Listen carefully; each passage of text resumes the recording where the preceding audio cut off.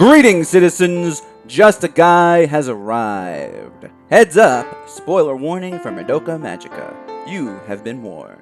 The original ending of Madoka Magica is, for all intents and purposes, something of a bittersweet ending. Madoka has become a goddess. She exists as a concept beyond our human comprehension. She now takes magical girls away whenever they would become witches, instead taking them off with her so that they might not turn into those curse-spreading sources of despair. You still have girls making wishes in exchange for having to battle monsters and so on and so forth, and Madoka no longer exists in the traditional sense, but things are seemingly better in this new world, right?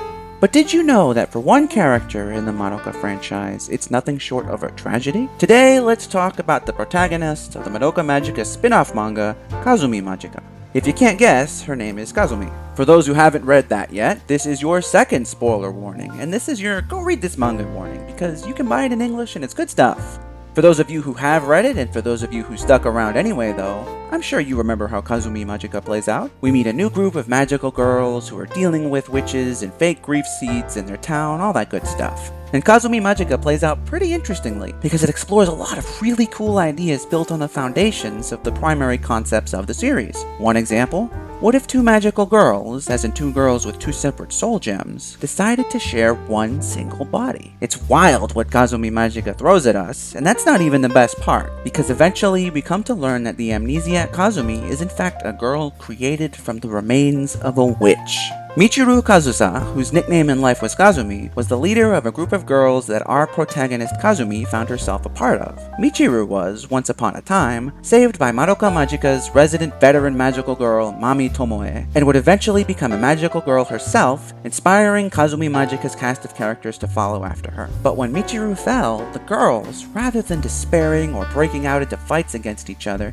did something completely different instead. They took that witch and they tried to revive Michiru, making our story's Kazumi in the process. And this, citizens, is where we get to the ending of Madoka Magica.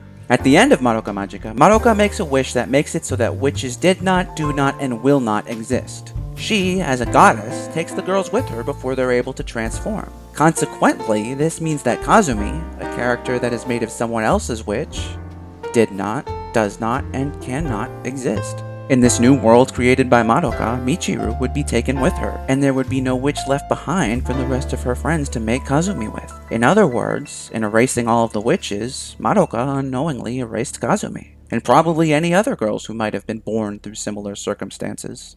Pretty sad, huh? And while it would be nice to think that Kazumi would stick around, that just isn't possible.